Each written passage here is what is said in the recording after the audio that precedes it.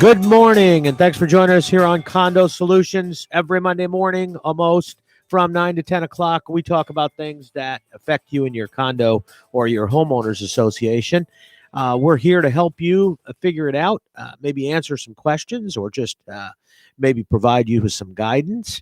My name is Mark Breckbill. I'm a local CPA and also a community association manager, and have been working in the industry for about 25 years or so, and have had an opportunity to see a few things during that period of time, and so I'm here to help you do that, and that's the purpose of the show. We've been doing that for about 17 years, and I say we because I have the main person that you all listen for is Peter Mullengarden. Peter's our attorney, and Peter's been doing this for, I don't know, 35 or 40 years, a little bit longer than me. He's younger than me, but he started when he was 10. So he's been doing it for a long, long time.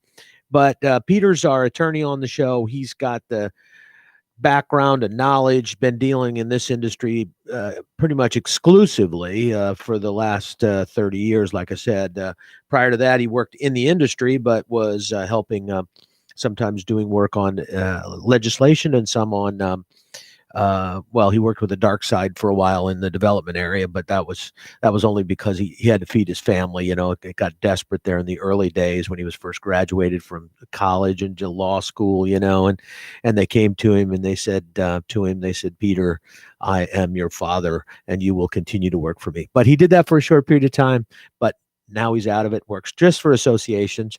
So he's on your side in all of the battles, and can help you out. So he's a great resource for us and has been doing the show since the beginning. Been an integral part of the program. So we appreciate that and appreciate his being here. And as you know, he's here to help answer those questions. And a lot of those questions are legal questions. A couple things that we always say on the show, or usually always say on the show, is that when you call in, we don't need your association name. We do need a name to call you. So rather than, hey, you, if you want to give us a name, doesn't have to be your name. We're not checking it out. But, we do need some sort of a name to call you, but we don't need the association name. That usually kind of defeats the purpose, because sometimes people are out there in another association and it's the exact same problem or very close, and we're going to hit the answer for them and they kind of tune out because they think it's not their association, so it doesn't apply. So we kind of keep it neutral. We also try to expand on our answers a little bit, so that if there is somebody out there that's listening and maybe their problem is not exactly the same, but it's very close, we'll sometimes we'll usually talk a little broader, maybe trying to hit their question as well. And dealing with that, we just ask that you be patient with that, and if you're the caller, that recognize that it may be not your exact situation, but we're trying to help some others. So anyway, that's the basis of the show. The other thing that we always tell you is that we cannot give you a hard and fast legal answer because we don't have your documents. Peter can give you a hard and fast legal answer if you give him your documents, and if he has an opportunity to meet with you. So if you've got an issue that you are pretty sure you're going to have to litigate, or at least potentially there's going to be some legal action taken, then you should call Peter or your own attorney if you have one. But call Peter and give him a call, and he'll get copies of your documents and help you with the problem and be able to give you a solid answer that way. Otherwise, we give what we call radio answers, which means that we give you the best answer we can based on common practices, your interpretation of your documents, the laws, rules, regulations that commonly exist or that legally exist, court cases, and all of the things. And then generally try to break it down and provide you with also some practical solutions as well as some legal solutions. So that's kind of the purpose of the program, is to get you some help in the most effective way possible. And I think that we've been able to do that for a number of years. So hopefully you will find it to be beneficial. Again, the number in the studio, if you want to call, is 220-9788. That's area code 772-220-9788, or 220-WSTU is the number. And you can write that number down and hold it for other future shows, for other shows on WSTU. That's the studio number, and that can generally get you in here and get you on the air, or get you at least somebody that you can ask a question to or get an answer from. So make sure you have that, because that's useful for other shows on WSTU. So, anyway, that is pretty much the basis of the show and how we get started. If you've got a call or a question, go ahead and call in. If we're talking about something else, feel free to interrupt us. If we're talking with another caller, we'll finish up with that idea first and then move on to you. But stay on, and if you don't get through the first time, try again. From time to time, we have a couple people holding, and so sometimes the line would be busy. So give us a call or try back again. Anyway, that's I guess what I was going to say. And I was also going to say happy Thanksgiving, Peter, and thanks for joining us here after the Thanksgiving holiday. Good morning. Happy Thanksgiving. Yeah. How are you doing? I'm okay. Doing all good. Right. Doing good. Yeah, I saw. It was it was a pretty decent football weekend, college wise. Got to watch a few college games. My Gators pulled it out again against a tough Kentucky team. so no, they did. They gave up way too many points early on, but that's been kind of typical of them lately. But ended up winning pretty easily there at the end. So that's good. How'd Miami? They were off this weekend, weren't they? Yeah, they've been postponed, canceled. And they've had all sorts of either them or their opponent, with the virus issues. So they haven't played for a while. It's interesting. I found it extremely convenient for my FSU fans, friends out there. Very, very convenient that their game got canceled against Clemson right when they have everybody back, and they're going to obviously run up the score to show that the game before that was a fluke. And but the game got postponed. That COVID, man, Well, they were supposed to play Virginia Saturday night, and that game got postponed too because of FSU's issues. I know, and FSU supposedly didn't have the problems themselves. They were complaining about Clemson. I'm sure they were probably complaining about Virginia. I think they're going to complain about everybody because they've figured out they're last, and they're the game that everybody wants to beat up on so that they can get their rankings up. So I think they're probably going to COVID it out the rest of the year. I'm pretty sure that we'll hear that they've decided to disband until the spring. But anyway, so they probably should. They're not going to win any more games, I don't think, anyway. But apologize to our FSU fans out there. No. Now UCF, they're hanging in there, so well, hopefully they'll do better. But yeah, so it was kind of an interesting weekend. I guess the things were going pretty well. But usually this is a big weekend for people to either come visit, which I'm not sure they had so much of that, or go visit, and I'm not sure how much of that we had. So it's kind of interesting. I haven't been out to any of the associations, so I'm not sure, and I didn't get a chance to ask my son, but I'm not sure how busy it was this weekend or this holiday. I was out of town doing an inventory, having to do some non-Cira work, doing some inventory in Sarasota and Avon Park, and so I was out of town for a couple days, or out of town for a day, but otherwise not too bad. And a couple things I want to talk about, Peter. Again, I'll give the phone number 220-9788, 220-WSTU, if you've got a question. But there's a couple things that I want to mention. One, every time in the past, at this time of the year, I should say, we have our FICPA CIRA committee has their legislative meeting. We meet with the people from the division to go over some things, and I think that's scheduled for later this week. I think Thursday and Friday. It's going to be a Zoom situation, so I'm not going out. Usually I go to Tallahassee, or one year we went to Fort Lauderdale, but so I I've got that coming up, so that should be an opportunity to find out some information. Usually most of that is kind of financial related, and it's but there are issues that, disclosure issues and things. So it's going to be interesting. I'm sure the topic is going to come up, because I'll bring it up if it doesn't come up. But the topic's going to come up about what the division is doing, if anything, relative to COVID and enforcement of COVID, and how they're handling emergency powers and what their intent is going forward. Um, we've got a new director since last time, and so that he or she is usually there. The director is usually there when we have these meetings, but and then usually the head of the division is usually there too. So it'll be interesting to see on this situation on the Zoom call or COVID call whether we'll have them there. But that should be interesting. That's usually a 2-day meeting. It's usually half one day and half the next, where we do the meeting with the division half a day, 4 hours or so, and then we meet with and then we plan our conference the next half of the day. And it's going to be interesting to find out how the conference went, because it was all online this time. I don't know in person, so that usually drops attendance, because we have at our CIRA conference, we usually have people coming in from out of state.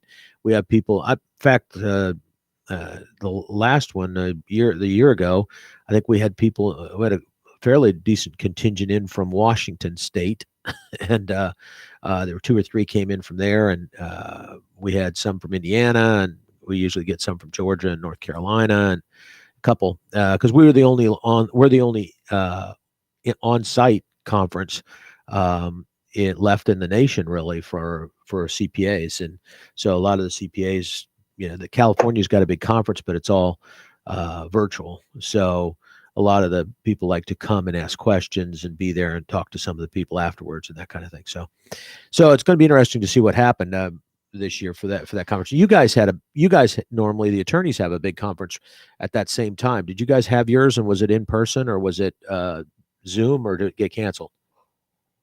Well, we had the big CLE condo cluster, Yeah, in October, but it was all virtual. all virtual. I just don't get as much out of that. I hate to say it, but I don't. I mean, if I want online, I'll just take some online stuff. The thing you learn is by getting an opportunity to talk to some of these people and find out what's going on, and some of the issues they're dealing with that maybe you're not yet, or some of the some of the things that are being done differently.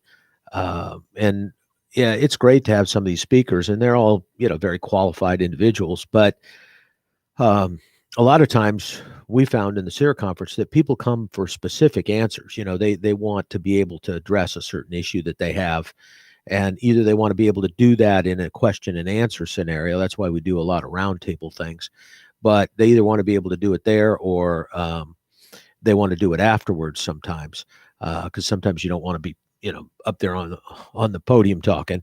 Yeah, there's issues that you really don't want to discuss out in the public sometimes, because some of these issues are gray, and so you don't want to necessarily show your hand if you're audited by the IRS. Doesn't mean that the answer's wrong. It's just that there are situations where you don't necessarily want to give them the alternative. But and we have some IRS people that join the conference normally, but we did we do normally do that. I wasn't speaking at the conference this year, so I usually I do the advanced tax, but I didn't do that this year. So I'm not sure what the situation was. So it'll be interesting hearing later this week what's going on. And then the other thing I was going to mention is, so if any of our listeners have something that they kind of would want to know about, or if Peter, if you have anything, or your people want me to ask a question about something, I'll be happy to do that later this week, because I do plan to be on that call. But the other thing I wanted to talk about is just I'm going to put in a little plug. I don't usually put in a plug for our firm, but I do think this is an important issue, and I wanted some of our people out there, board members, to be aware of it and to know what our position is, because they may be hearing some things that you have to do something a certain way. And what I'm getting at is the accounting change, or lack thereof, that's happened as a result of some AICPA and FASB type changes, which are our regulatory people, that provide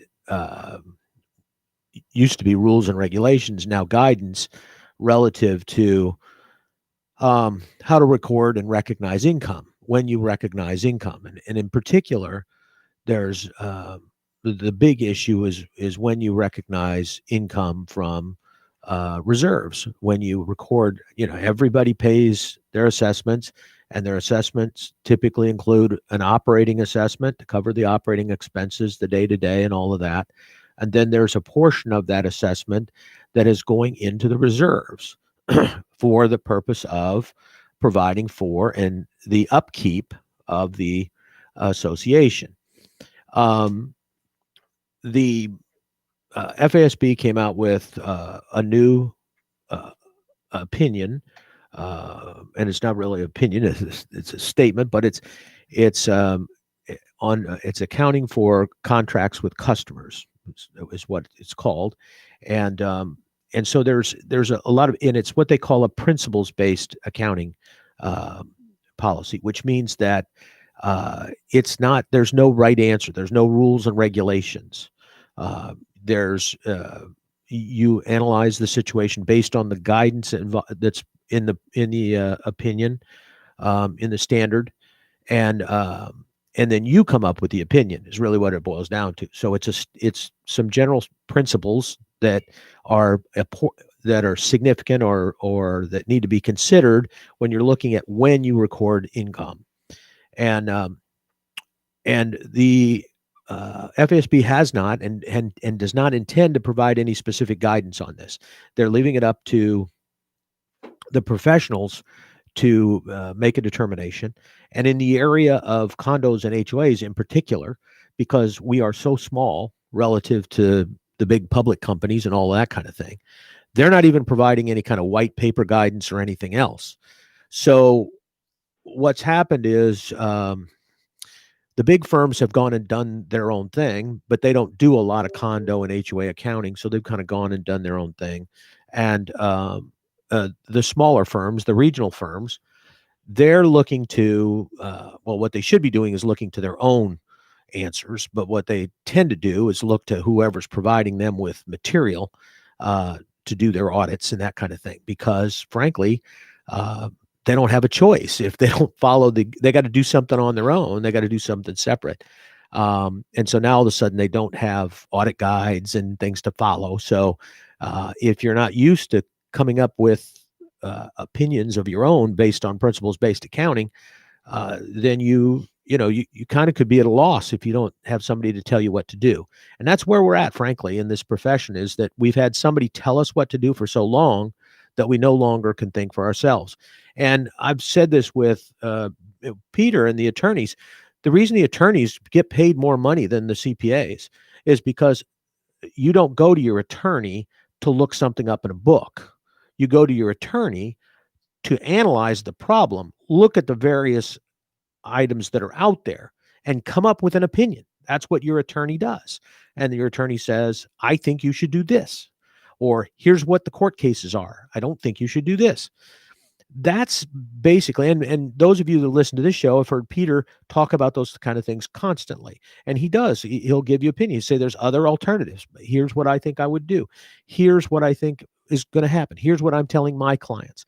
That's all stuff that's an opinion based on his vast knowledge of what's going on in the industry and all kinds of things, in court cases and all of that.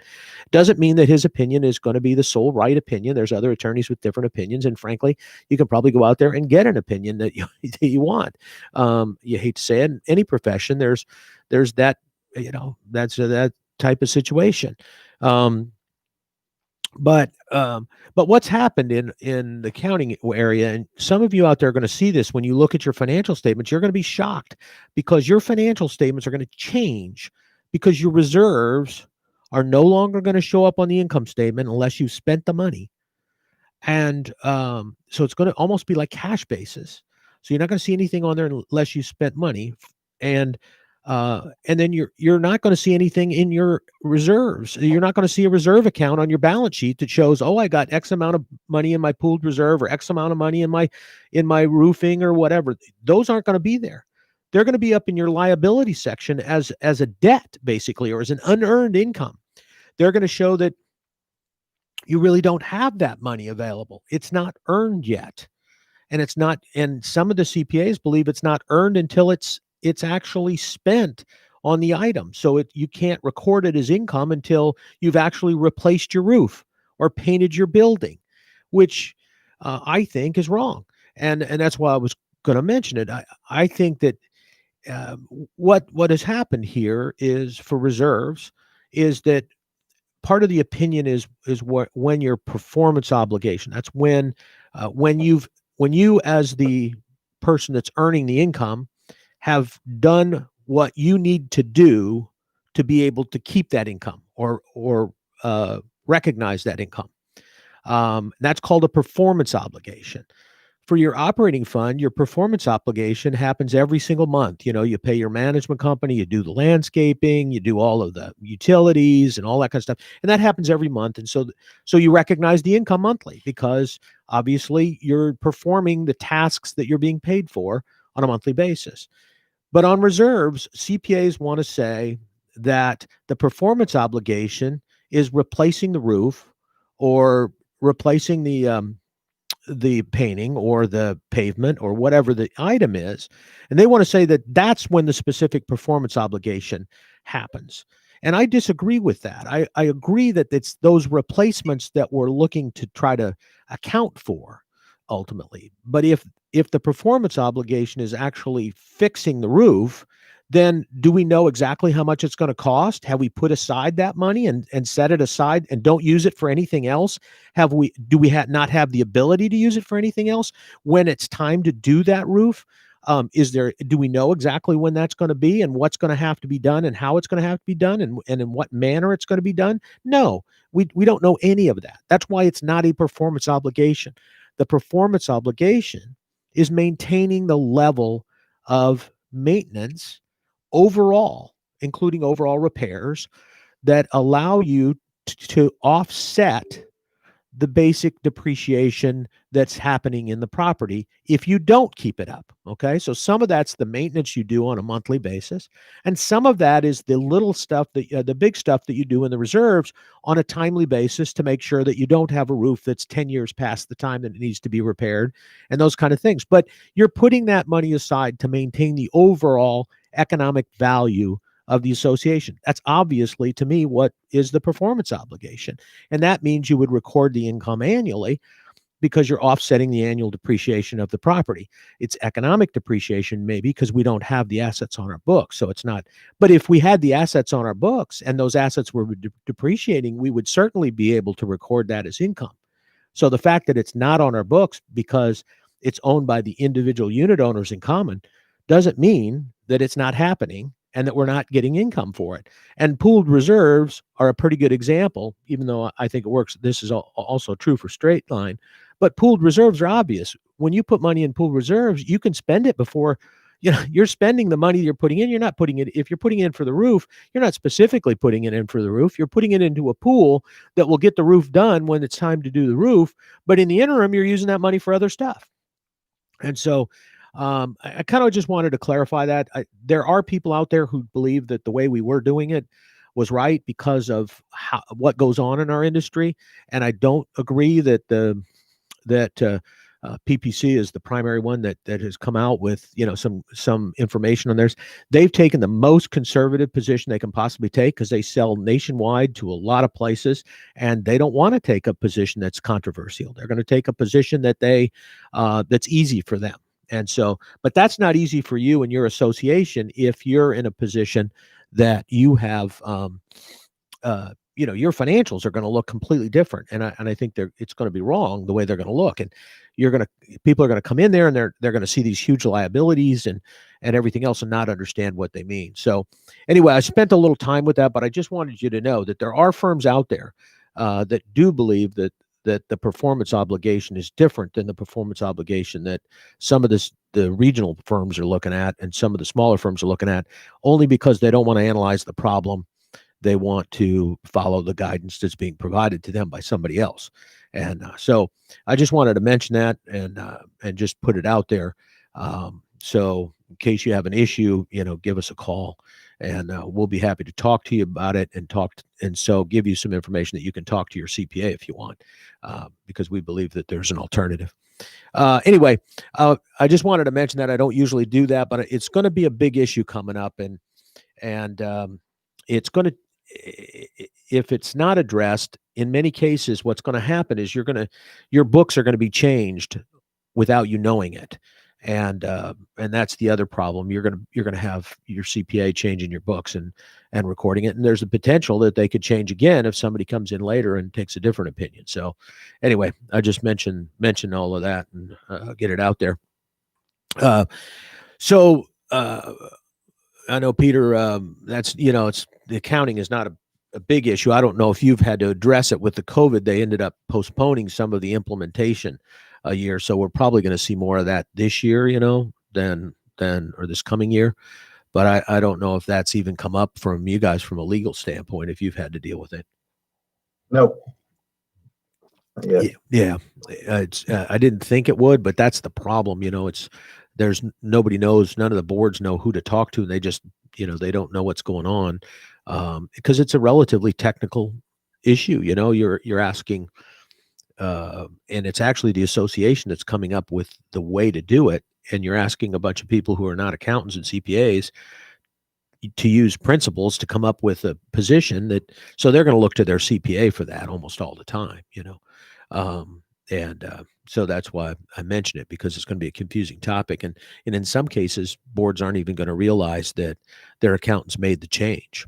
They may not even catch it in the financials because they don't read them closely, and they just assume everything's the same. Although hopefully people are trying to explain that to them. So that's kind of, that's where we're at. We're coming up into another season. It's going to be interesting to see, what's happened financially to associations. We don't really get to see much because we don't do a lot of accounting. We don't get to see much until we actually see the financials and see what's happened. Delinquencies and all those other things can potentially also make a difference. And then I guess in Florida, what was it? Was it the end of this month, or is it the end of last month that that the evictions can continue, or has that been moved? No, I think it's still, it's the end of the month. It's the end of this month. Yeah. I think. We're talking about, they say there's something like 40 million people that are currently in default on their rent, and could be evicted. So it's going to be interesting because it's going to affect, it's going to affect associations, not only ones that have people who are now not going to be are going to be out of there. That might help for them, because it might be that that the owner of the unit has gotten behind because they don't have any income coming in and they can't get the people out to lease the unit, which is kind of unfair. So I know there's probably a lot of people struggling from that side. But even those associations that don't have a large rental pool, you're also going to have, you're also going to have issues with new tenants and how you evaluate new tenants. And so I think that's something to probably talk about a little bit, Peter, in terms of what your documents need to say. If you allow leases, what kind of control does the board have over who the tenant can be, what the tenant can do, and does that have to be the same as the owner? And what kind of and what about financial? What about if they've been evicted from someplace else? Is there what can an association do so that they don't end up with a bunch of people who are going to come in and potentially not pay? Well, any kind of leasing restrictions or leasing covenants should be in your declaration, especially in a condominium. Really, in our opinion, must be in the declaration, but in my view, should be in the declaration for either HOA or for a condo. In terms of what you can do with respect to turning down a tenant, screening a tenant, Number one is to have the authority in your documents, first and foremost, Mhm. in the declaration. Can't be arbitrary, can't be capricious. I always think it's better, quite frankly, to have the grounds for disapproval in your declaration. Reasonable grounds, obviously. Um, nothing arbitrary, nothing capricious. Anything not in the declaration, potentially subject to challenge. Now, next best to that would be for your declaration to refer perhaps to your rules, where you have the criteria in your rules. But again, my preference is for it to be in the deck. With the COVID situation, not really sure how that's going to affect the grounds for disapproval at this point. So we'll see. I know that there has been, in the past, we've had people say, well, we don't like that person's credit score. We don't like that person's financial. They've had a foreclosure. They've had this. They've had that. And, you get boards that want to, reject the tenant for those reasons. Yeah, I've heard, I've always been of the school of thought, and there are people who disagree with me, that the financial information with respect to a tenant, to me, is less of a reason to turn a tenant down than to say with an owner or a prospective owner. Right. And that the tenant doesn't have a direct financial relationship to the association like the owner does. I know, I get pushback, from some clients that, that the poor credit or the poor financials for a tenant indicate, not such a great person. Or maybe, they won't be able to pay the owner the rent, and then that means the owner won't be able to pay the association.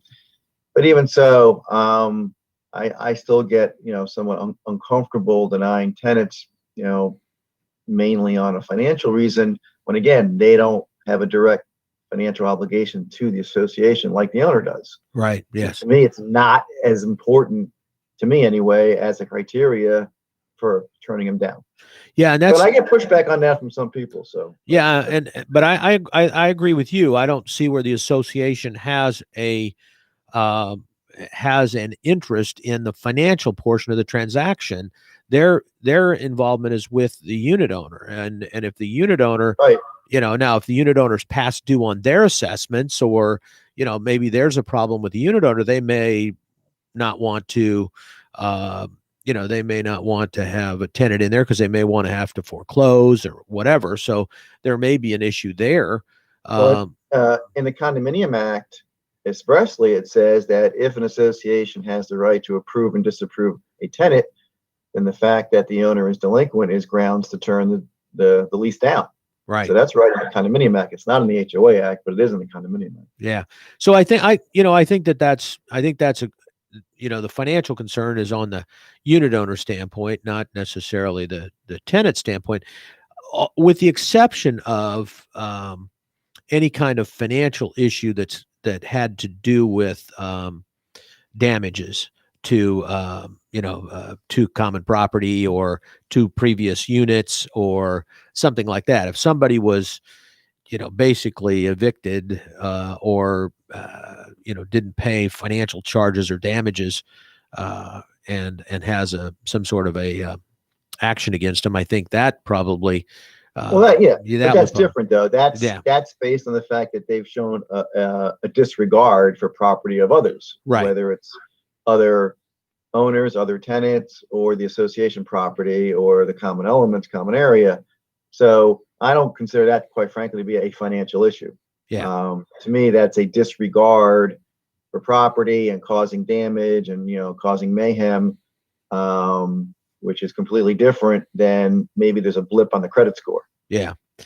Yeah, and I agree. And this is a tough. I've talked to a number of attorneys that are involved in litigation, defense litigation for people that have got charges for various things, and they very adamantly have argued and been relatively successful in this area, in deny then if you deny somebody for credit or for because it's low income housing or whatever, that's a violation of the Fair Housing Act, and that's discrimination. So I know there's probably some arguments against that, but it is a situation Well, that no, because then you have what's known as a disparate impact as right, well. right, Okay, which is, I get clients who want to deny what's known as Section 8, which is subsidized rent for uh, for tenants, and they want to deny or not allow any of the Section 8 tenants in, and that's a recipe for a disparate impact discrimination claim. And what's disparate impact? That means that although it may look neutral on its face, right. in terms of it has a disparate impact upon minorities, or those who are in protected classes.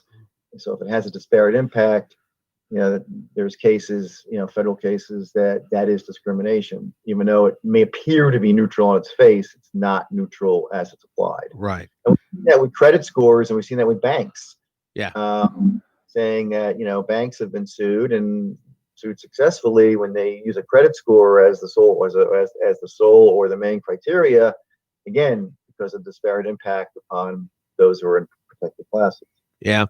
I will tell you one thing I found in this area, and it's I guess it's something that I think that associations should at least be thinking about or aware of, is that, and again, I don't think that's something that they can take action on. It's just something that I found. Um, I had a situation where I had one of my units that I had previously was Section 8 housing. And the tenant was really, really nice, good person, and had a couple kids, but it was a 3-bedroom unit. So that's what you'd expect in a good school district. So, um, but she had to stretch financially because the Section 8 money uh, wouldn't cover the rent, and I dropped my rent a little bit for her, but it was still a stretch. She still had more money that she was going to have to pay than really she was supposed to, I think. I'm not sure how that'll they do allow you to pay some portion, but usually the total amount can't be above a certain amount. And in this case, I think uh, that unit, even at the discounted rate, was a couple $100 a month more than what she normally would have looked at from the guideline standpoint. But she wanted to be there, and she wanted to be, and she, like I said, she was a great tenant. I mean, from the standpoint of nice person and never had any problem really, except the issue was that when you're stretching like that, and so that's why I say this is true no matter what you're talking about, whether it's Section 8 or not, is when you're stretching like that, what you forget is you don't have the money for the little things. And so, and a bunch of those little things add up to big things over a period of time. So, if if you need light switches, plates changed out, or, you need your cable box adjusted or whatever the deal is, they don't have the extra income to do those kind of things. And so what happens is a lot of ordinary maintenance just doesn't get done because it's costly. And then it becomes a bigger problem. In my case, my tenant wasn't running their air conditioner, which I didn't know.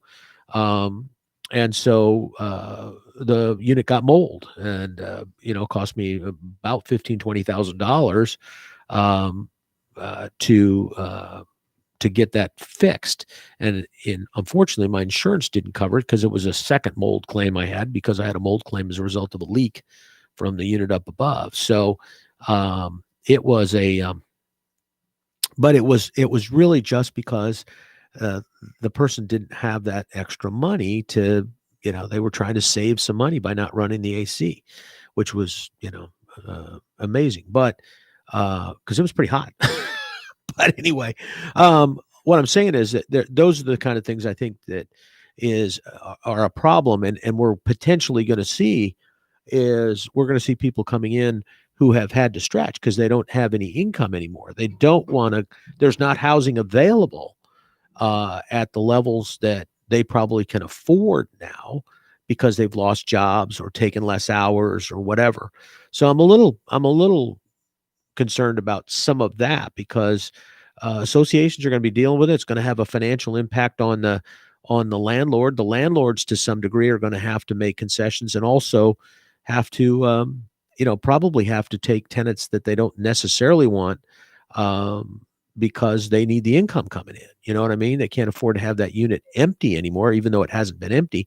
If you've been sitting there for 6 or 7 months without any cash flow coming in for a unit or two, that can add up. And so I agree with you, Peter. I think that there's not a lot the associations can do other than just to keep an eye on it because there could be some problems. Like I said, with my tenant, um, not realizing that the AC wouldn't run, and then the mold started growing. Now you got to worry about units next door and possibly having some issues, with common walls and that kind of thing. So anyway, it's just something I mentioned. Just as I think it's a problem on the horizon that associations are going to potentially be dealing with, and I think if you have a large amount of rentals, you're potentially going to be dealing with those too. And I'm talking annual rentals versus seasonal rentals. I don't think that's as much of an issue. People don't usually rent for the season unless they can afford it. So anyway, that's I just wanted to bring that up. I don't know what if you started to see anything yet, but I think we're going to see that on the horizon. Not yet, but uh, you may be correct. Yeah. Usually. So, and then the other thing that I guess I want to ask you about or talk about is what we've talked about the emergency powers and the ability of the associations to restrict use of certain common property, certain things. What about responsibility? What kind of responsibility do you think an association has for maintenance, enhanced maintenance as a result of COVID? Additional cleaning of common property, additional cleaning of the pool area, or and anything where people could be out meeting and congregating. Uh, do you think that there's a flip side to that the associations now have more responsibility, or do they only have more responsibility if they've taken authority for restrictions? Or what's your feeling on that at this point, Peter? That's a tough one. I do think, in general, that the associations most, probably will be deemed to have more responsibility, only because when you read the CDC guidelines regarding common areas, in, whether it's a condo, HOA, a rental apartment complex, whatever, the CDC guidelines are calling for increased sanitation, increased cleaning, maintenance, and if push came to shove, I think an association likely, or may very well be held to those standards in light of the fact that these guidelines are out there. We're all aware, or should be aware of, what's going on with the virus, and either from, again, there's no, express law that says, thou shalt do this, unless, again, you have to comply with certain guidelines, for example, that were in effect to keep your pool open, where you were required under certain local ordinances or certain local emergency orders, I should say, not ordinance, emergency orders, that you had to follow certain protocols, to open up the pool or to open up this or the fitness center, or whatever.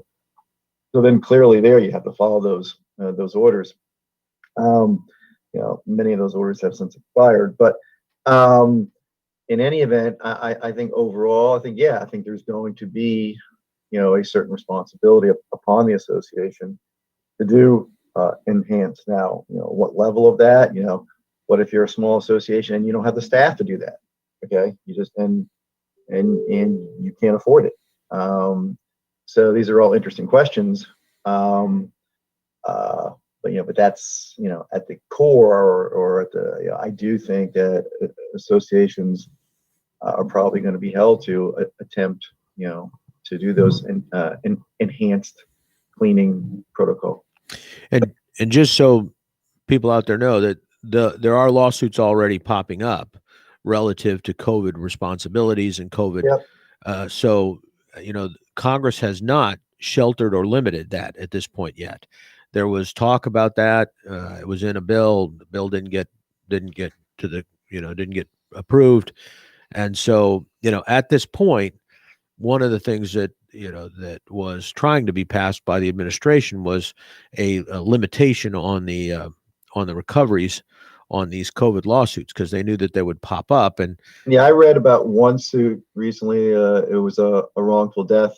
I'm not sure if it was a grocery chain where the assertion was that they weren't imposing strict enough, mask wearing, this, that, and the other thing. Yeah, that was the original one against. I think it was against Publix or somebody for. I think it was Publix. Yeah, and they originally wouldn't allow people to wear masks because they felt that it would make the customers nervous. This was early on in the process, and see, that's what the issue is that now we're a little bit. We're a little bit more knowledgeable about the protocols and what we should and shouldn't do, and what we do and don't have to do, and how serious it is. Back in March and April, we weren't so sure about all of that. And that's how some of these cases are going to be judged. That case was something that happened, I think, in March or April. And, the action was being brought.